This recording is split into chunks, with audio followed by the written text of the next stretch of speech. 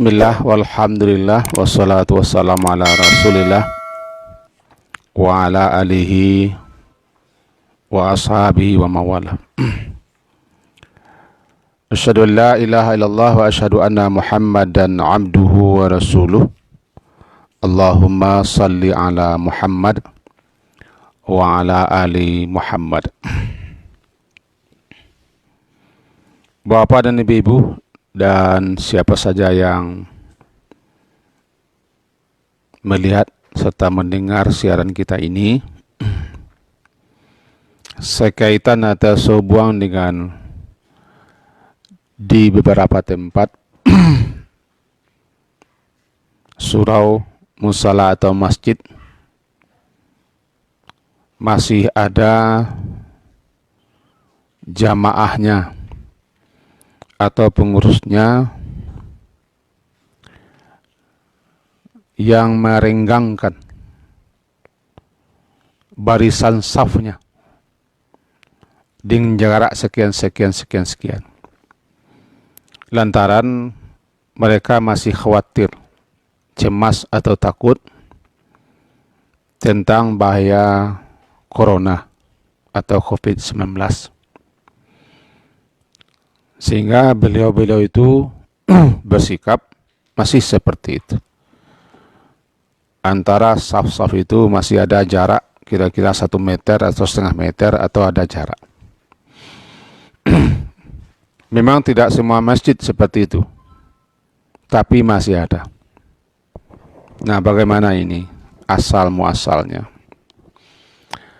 Yang pertama dulu, yang perlu kita jelaskan. Meluruskan saf atau barisan itu hukumnya wajib. Itu pada asalnya. Walaupun tidak semua ulama sepakat menyatakan kewajibannya, tapi melihat beberapa hadis dan komentar para ulama, adanya penegasan-penegasan Nabi, bahkan Nabi SAW malahan terkadang beliau langsung mengatur saf, menyusun saf itu supaya rapi, bagus, teratur, lurus. Bahkan disebutkan seakan-akan beliau menyusun anak-anak panah dalam tempat panah. Begitu beliau merapikannya. Terkadang beliau usap dada, beliau luruskan jamaah itu. Nampaknya perbuatan Rasulullah seperti itu menekankan kepada kemestian. Andaikan enggan kita melakukan wajib, kemestian keharusan untuk merapikan saf. Karena kerapian saf, kelurusan saf termasuk kepada min iqamati shalah. Sawu sufufakum, kata beliau. Sawu sufufakum fa inna taswiyatas sufuf min iqamati shalah. Sawu, luruskan saf-saf atau barisan kalian, karena pelurusan saf atau barisan itu termasuk menegakkan salat. Min iqamati shalah, termasuk menegakkan salat. Dan lafaz lain disebutkan min tamamis shalah. Min tamam termasuk daripada kesempurnaan salat. Juga disebutkan dalam riwayat lain, wa aqimus safi fis shalah. Tegakkan, luruskanlah barisan dalam salat.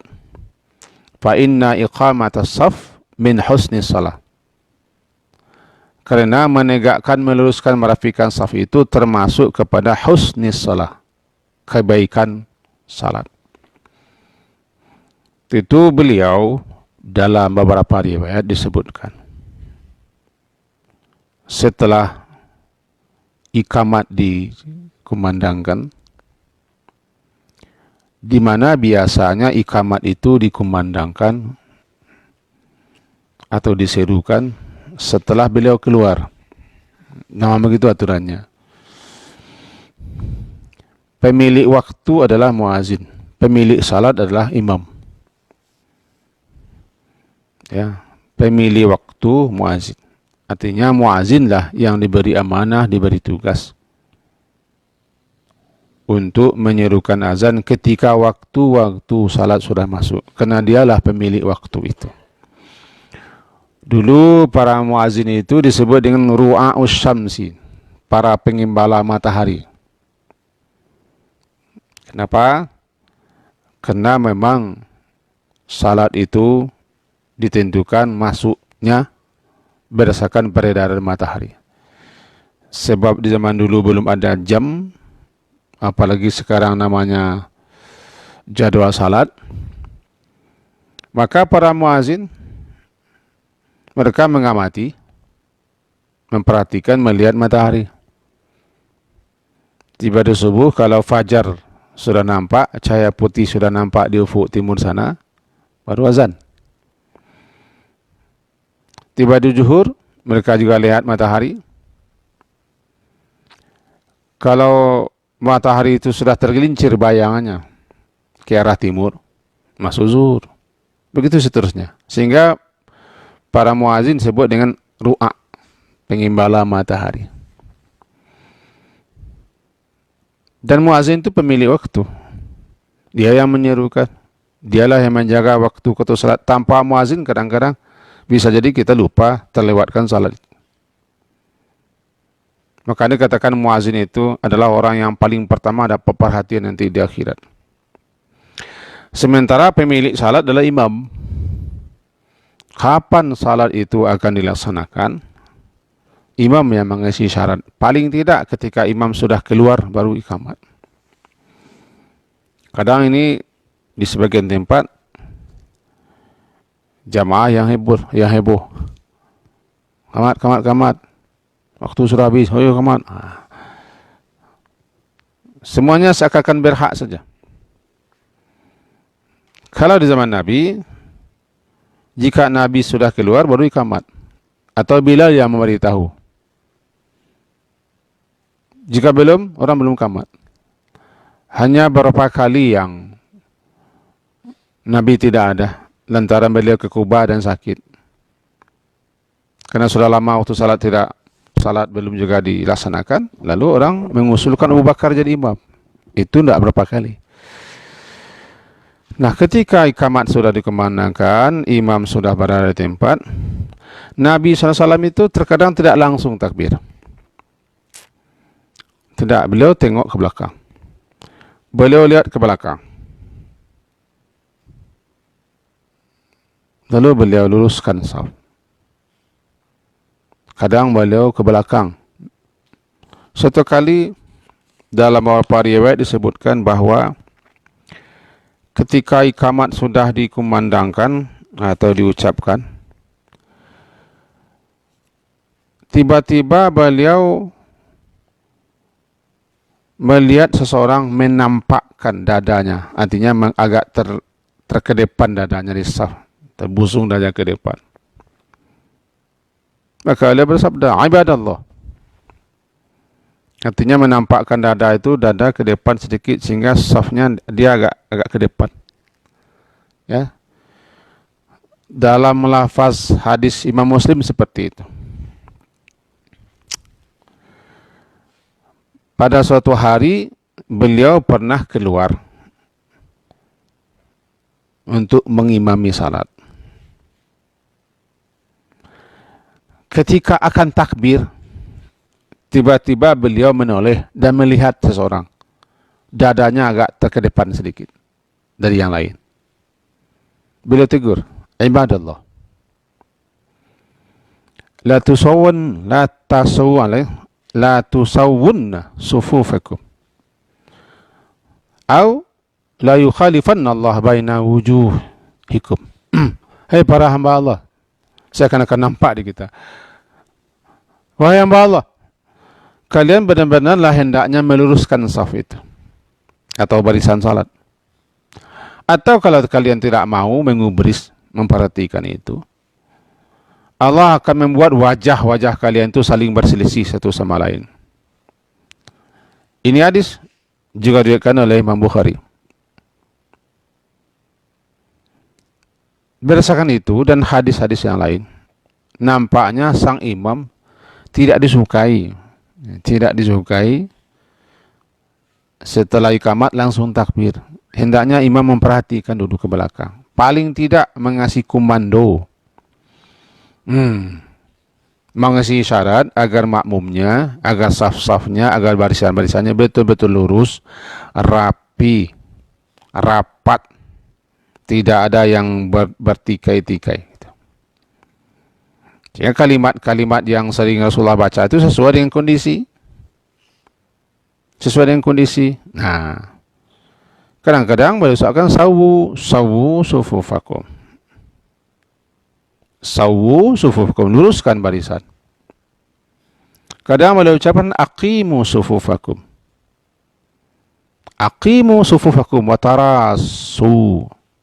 Ras itu kan merapatkan, melengketkan. Agak berdempet, merapatkan, melengketkan satu sama lain. Sehingga tidak ada celah. Dia kata beliau, aqimu sufufakum wa tarasu. Luruskan saf. Rapatkan barisan. Nampaknya beliau mengucapkan itu sesuai dengan keadaan jamaah. Kadang-kadang beliau katakan sudul khalal. Kalau masih ada celah, sudul khalal. Kalau masih ada yang kaku-kaku, seakan-akan tidak mau bertemu lengannya dengan lain, linu aidiakum, lunak-lunakkanlah tangan. Jangan jagang saja seperti ketua kami. Jagang namanya. Jagang itu bahasa Indonesia, tegang saja tidak mau apa. Lunak-lunakkanlah tangan, bertemu satu sama lain. Jadi kata-kata beliau itu melihat situasi jamaahnya, melihat keadaan jamaahnya. Namanya komando agar dilaksanakan orang. Suatu kali beliau sallallahu alaihi wasallam itu menyatakan bahwa qaribu bainaha, rusu sufufakum, rapatkan barisan. Rapatkan barisan bagaikan bata-bata, rapatkan barisan. Qaribu, dekat-dekat. Qaribu bainaha, dekat-dekatkan, dekat-dekatlah, jangan jarak-jarak juga. Hazu bil a'naq, luruskanlah antara leher, setentang leher itu. Karena kerapian, rapatnya, lurusnya, sempurnanya saf termasuk ke dalam salat. Bahkan salah satu daripada kesempurnaan salat itu, salat jamaah, terletak di kerapian, lurusnya, teraturnya saf. Untuk itu para makmum, jangan makmum itu merasa kesal atau dongkol ketika imamnya mengatur. Kalau masih ada wajah-wajah yang dongkol, tandanya tidak mau berjamaah. Kadang bila perlu imam menyuruh orang tertentu dekatnya. Pak guru di belakang sinilah. Dia harus patuh. Harus patuh dia. Karena kata imam itu yang paling tahu siapa yang pantas di belakangnya. Kata Nabi, hendaklah yang berada di belakang Nabi itu ulunuha, orang cerdik pandai. Karena dia nanti yang akan meluruskan imam, yang akan mengingatkan imam, atau yang akan menggantikan imam jika imam batal. Ini pada dasarnya. Nah, yang paling hati-hati sekali bahwa jangan sampai sebagaimana sabda Nabi begini, fawalladzi nafsi biyadi, inilah arah syaitan. Demi aku, kata Nabi, demi zat yang jiwaku berada di tangannya. Inilah arah, sesungguhnya aku betul-betul melihat syaitan yadkhulu min khalalis saf ka'annaha al-hazaf. Saya betul-betul melihat demi Allah, melihat syaitan itu yadkhulu, masuk, menyelinap di khalal. Apa khalal? di antara celah-celah sela-sela saf. Ka'annaha, seakan-akan setan itu hazaf. Hazaf, ha dal fa. Apa tuh hazaf? Hazaf itu ada yang memahami, ada yang menjelaskan hazaf itu adalah kambing kecil. Kambing kecil yang tidak memiliki ekor dan telinga, kecil sekali. Yang didatangkan dari daerah Yaman. Dikatakan juga dia hazaf karena dia tidak masuk hitungan. Nah, kambing kecil itu biasanya menyeruak-nyeruak, menyuruh-nyuruh di antara kambing-kambing besar. Nah, saya lihat setan itu seperti si hazaf ini, kambing kecil. Menyeruak di sela-sela saf kamu. Fawalladhi nafsu Muhammadin biyadihi inni la'ara asyayatin. Bukan hanya setan, setan-setan banyak. Inni la'ara asyayatin, saya betul-betul melihat setan-setan. Tadkhulu min khalalis saf. Kana lazaf. Masuk di sela-sela saf. Karena setan memang sukanya begitu. Bagaimana supaya salat kita jangan sempurna? Bagaimana supaya salat kita tidak utuh? Sebab jangan sampai kamu tinggalkan namanya furujat. La tadharu furujatin lisyayatin. La tadhar, jangan kamu tinggalkan celah, ruangan, sela untuk setan juga berdiri di situ. Man wasala saffan wasalahullah, wa man qata'a saffan qata'a Allah. Siapa yang menyambung saf, barisan salat, Allah akan menyambungnya. Siapa yang memutuskan, Allah akan memutuskan.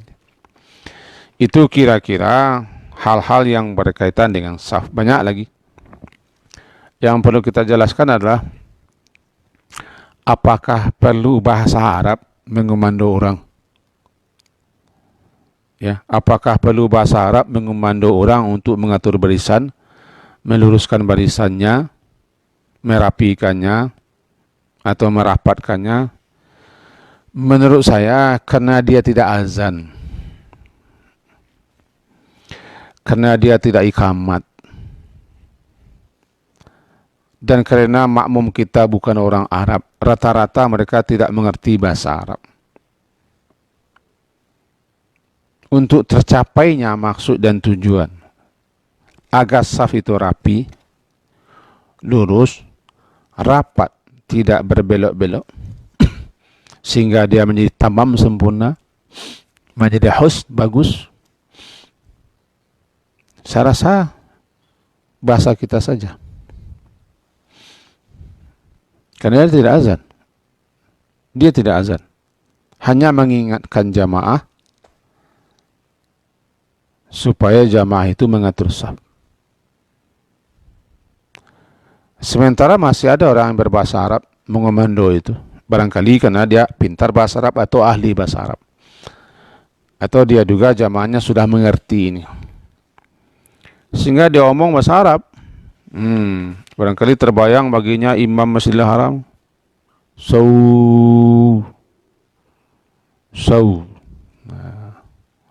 Atau dalam riwayat aqimu sufufakum wa tarasu. Ditambah lagi komentar-komentar lain lah. Iyalah, kalau memang kita harus bahasa Arab juga, paling tidak kita katakan ke jemaah kita dulu. Kalau begini kata saya ini artinya, ini maksudnya. Atau hendaknya jemaah itu tahu dulu. Sawu itu apa maksudnya, aqimu apa maksudnya, rusu apa maksudnya, sudu apa maksudnya, linu apa maksudnya, qaribu apa maksudnya. Karena semuanya dipakai oleh Nabi. Ada sawu, ada aqimu, ada rusu, ada qaribu, ada linu, ada sudu, ada hazu. Kalau sang imam mengerti imam berbahasa Arab, misalnya saya baca di sini satu yang panjang lah komando itu. Sawu sufufakum. fa inna taswiyata sufuf min iqamati shalah suddu linu wa qaribu wa hazu manakibakum fa inna min iqamati shalah min husni shalah. Allahu Akbar. Orang kan tercengangak juga baru itu. Tercengangak apa ini?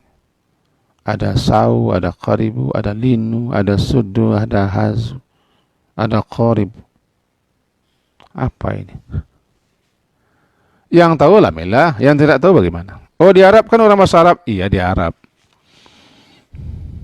Nah, kembali kita kepada awal. Karena waktu sudah habis ini. Bagaimana situasi sekarang? Di sebagian surau, di sebagian musala, atau di masjid-masjid tertentu seperti di kota Bukit Tinggi contohnya,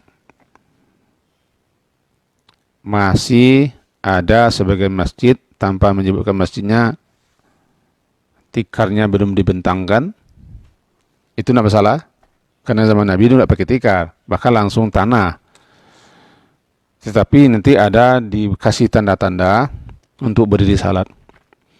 Jaraknya 1 meter sama meter atau kurang. Sehingga tidak terlaksana perintah Nabi untuk merapatkan saf. Rusu atau tarasu, merapatkan. Kalau lurus sudah lurus, tapi rapat tidak tercapai, tidak ketemu lengan dengan lengan, sisi kaki lain, ada celah, ada ruang, bukan hanya sedikit tapi ruang besar. Bagaimana ini? Ya, kita kembalikan kepada apa yang telah difatwakan ulama. Jika keadaan tertentu, kondisi tertentu masih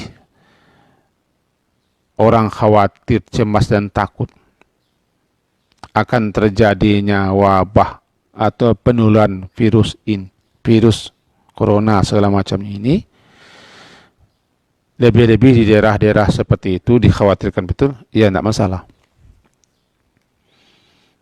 Tidak masalah. Tetapi kata orang sebagian, di pasar orang ketemu rapat-rapat, di bangku mobil orang rapat-rapat. Ketika orang berinteraksi tempat lain orang rapat-rapat, kenapa dalam salat saja yang begitu? Saya tidak suka membanding-banding seperti itu. Bagi yang sudah pede, bagi yang sudah yakin, bagi yang sudah mantap, rapatkanlah barisannya. Seperti biasa. Insya Allah, kalau kita hati-hati, kita waspada, kita jaga, Allah akan memelihara, akan menjaga kita. Kita akan beribadah. Kita di rumahnya. Luruskanlah niat datang ke rumahnya. Mohonlah perlindungan dan penjagaan daripada Allah. Kalau sudah aman seperti ini, rasanya rapatkanlah saf itu. Rapikanlah, luruskanlah. Jangan renggang-renggang. Tapi tetap waspada. Pakailah masker. Pakai sajadah sendirian. Nah, itu kan kehati-hatian. Jangan lupa berdoa. Minta penjagaan, minta pemeliharaan kepada Allah. Minta perlindungan kepada Allah. Karena dialah satu-satunya. Tidak ada yang lain yang akan menjaga, akan melindungi, akan memelihara kita. Tidak akan terjadi sesuatu pun tanpa izin dan restunya. Tapi bagi pengurus tertentu atau jamaah tertentu masih khawatir, cemas dia seperti itu. Lebih tinggi kecemasannya, ketakutannya, kekhawatirannya. Barangkali menurut saya silakan. Selagi masih takut seperti itu, silakan. Bagi orang sudah pede, silakan, tapi jangan sombong, jangan pulang ujub.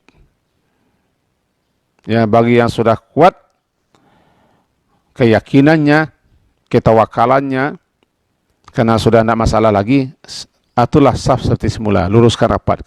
Bagi yang kurang, silakan seperti itu, tapi janganlah sampai mencela. Janganlah berkami-kami pula, oh di surau kami, di masjid kami, di musala kami, bagaimana begini, tidak masalah itu. Kalau kau mati, mati juga. Nah, janganlah ujub seperti itu. Janganlah sombong seperti itu.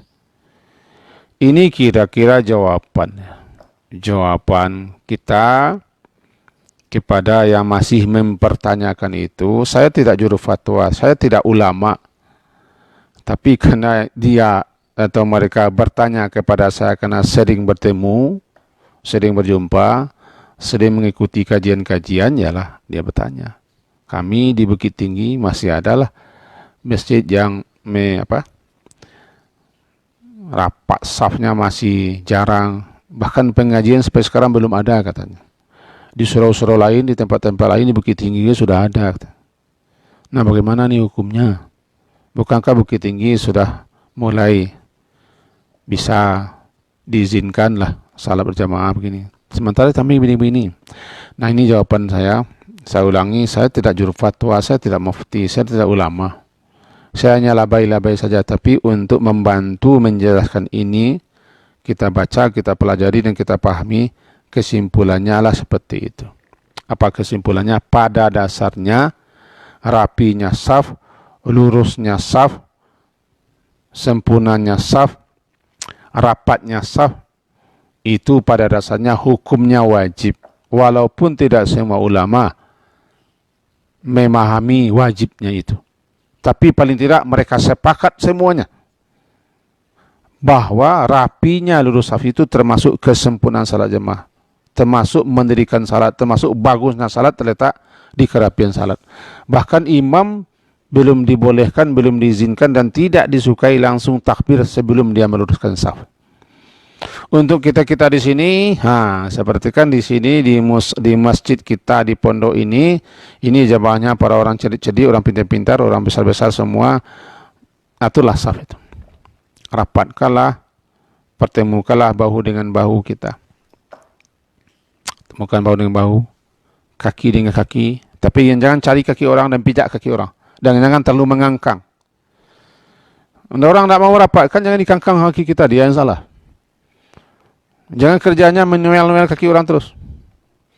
Saya baca salah satu fatwa Utsaimin sendiri, beliau mengatakan tujuannya itu untuk meluruskan, bukan sisinya itu, meluruskan supaya lurus. Saya tidak akan memperdebatkan ini ya. Yang penting kita lurus rapi.